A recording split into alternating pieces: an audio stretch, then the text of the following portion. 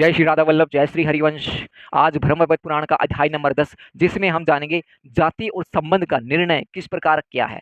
तो यहाँ पर सोती ने जो सूझी, ये मुनि श्रेष्ठ जो बाल खिल्यादि हैं, बृहस्पति हैं, उथत्य है, पराशर है, विशर्वा है, कुबेर है, रावण है, कुंभकर्ण है, महात्मा विभीषण है, वात्स्य हैं, सांडिल्य हैं, सावर्णी है, कश्यप है, भरद्वाज है और आदि जो भी ब्राह्मण हैं, क्षत्रिय हैं, वैश्य तथा शूद्र हैं, अनेका अनेक जो वर्ण संकर हैं, जातियों की उत्पत्ति के प्रसंग सुनाकर कहा कि अश्वनी कुमारों के द्वारा यहाँ पे एक ब्राह्मणी के गर्भ से पुत्र की उत्पत्ति हुई, ब्राह्मणी के गर्भ से। तो इससे उस ब्राह्मणी के पति ने पुत्र सहित पत्नी का त्याग कर दिया। तो उस ब्राह्मणी ने क्या किया, पति ने पुत्र सहित पत्नी का त्याग कर दिया। अब ब्राह्मणी दुखी हो गई। अब योग के द्वारा वह शरीर त्याग कर गोदावरी नाम की नदी हो गई। अब सूर्यनंदन अश्वनी कुमार ने स्वयं उस पुत्र को यज्ञ पूर्वक चिकित्सा शास्त्र, नाना प्रकार के शिल्प और मंत्र पढ़ाए।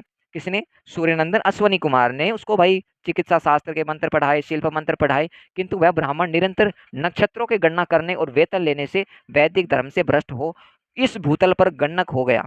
और इस लोभी ब्राह्मण ने ग्रहण के समय तथा मृतकों के दान लेने के समय शूद्रों से भी अग्रदान ग्रहण किया था, इसलिए अग्रधानी हुआ है। एक पुरुष किसी ब्राह्मण के यज्ञ में यज्ञ कुंड से प्रकट हुआ, वह धर्मवक्ता सूत कहलाया। वही हम लोगों का पूर्व पुरुष माना गया। कृपा निधान ब्रह्मा जी ने उसे पुराण पढ़ाया। इस प्रकार यज्ञ कुंड से उत्पन्न सूत पुराणों का वक्ता हुआ। सूत के वीर्य और वैश्या के जो गर्भ है, गर्भ से एक पुरुष की उत्पत्ति होती है जो अत्यंत वक्ता है। लोकों में उसका जो भाट है, वह संख्या हुई, वह सभी के लिए स्तुति पाठ करता है। और इस प्रकार यह मैंने भूतल पर जो जातियां हैं उनके निर्णय के में मैंने कुछ बातें बताई हैं। तो वर्ण संकर दोष से और भी बहुत सी जातियां हो गई हैं। सभी जातियों में जिनके साथ सर्वदा संबंध हैं, उनके विषय में जो उनके तत्वों का मैं वर्णन करता हूँ। तो कहते हैं कि जैसा कि पूर्व काल में ब्रह्मा जी ने कहा था कि पिता, तात और जनक ये शब्द जन्मदाता के लिए प्रयुक्त होते हैं। अम्बा हो गई, माता, जननी, प्रसु, इनका प्रयोग गर्भ धारणे के लिए अर्थ में होता है। पिता के पिता को पितामह कहते हैं और पितामह के पिता को पर पितामह कहते हैं। उनके ऊपर के जो कुटुंब बीजन हैं उन्हें संगोत्र कहा गया है। माता के जो पिता को है वो मातामह कहते हैं और मातामह के जो पिता की संख्या उसे परमातामह कहते हैं। इस प्रकार यहाँ पे परमाता के मह के पिता को वर्द परमात्मा कहते हैं। पिता की माता को पितामही और पितामही की सास को परपितामही कहते हैं और परपितामही की सास को वर्द प्रतिमाही कहते हैं। माता की माता को मातामही कही गई है, वह माता के समान ही पूजित होती है। और परमातामही पत्नी को परमातामही समझना चाहिए। परमातामह के पिता की स्त्री वर्द परमातामही जानने योग्य है। पिता के भाई को ताऊ चाचा और माता के भाई को मामा कहते हैं। पिता की बहन पितृसरसा फूफा कही गई है और माता की बहन मासुरी और मातृ सस या मौसी, सुनु, तन्य, पुत्र, दायाद और आत्मज ये बेटे के अर्थ में पर्यायवाची शब्द है। अपने से जो उत्पन्न हुए पुरुष हैं, पुत्र के अर्थ में धनभाकु, वीर्यज शब्द प्रकट होते हैं। उत्पन्न की गई पुत्री के अर्थ में दुहिता, कन्या, आत्मजा ये शब्द प्रकट हुए। पुत्र की पत्नी को वधु यानी बहू जानना चाहिए और पुत्री के पति को जामता यानी दामाद। प्रियतम पति के अर्थ में पति, प्रिय, भर्ता और स्वामी आदि सब प्रकट हुए। पति के भाई को देवर कहा गया है और पत्नी की बहन को ननादा ननद और पति के पिता को ससुर और पति की माता को सास कहते हैं। भार्या, जाया, प्रिया, कांता, स्त्री ये पत्नी के अर्थ में प्रयुक्त होते हैं। पत्नी के जो भाई को साड़ा कहते हैं और पत्नी की बहन को साली कहते हैं। पत्नी की माता को सास और पत्नी के पिता को ससुर कहते हैं। सगे भाई को सोदर और सगी बहन को सोदरा या सहोदरा कहते हैं। बहन के बेटे को भगिने या भांजा कहते हैं और भाई के बेटे को भतीजा कहते हैं।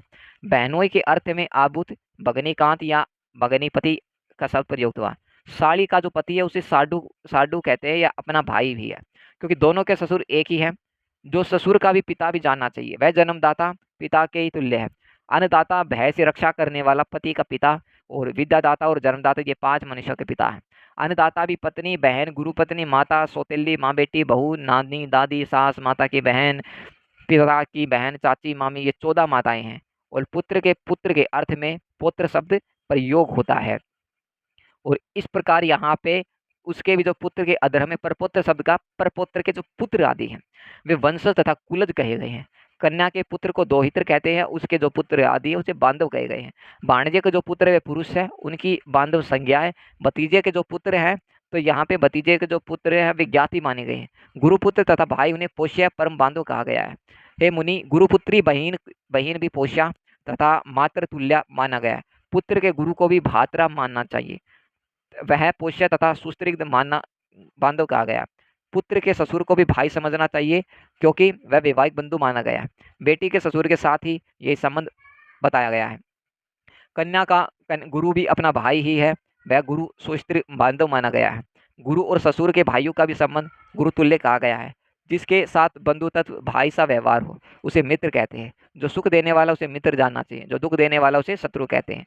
देववश कभी बांधव भी दुख देने वाला हो जाता है और जिससे कोई भी संबंध नहीं है वे सुखदायक बन जाता है।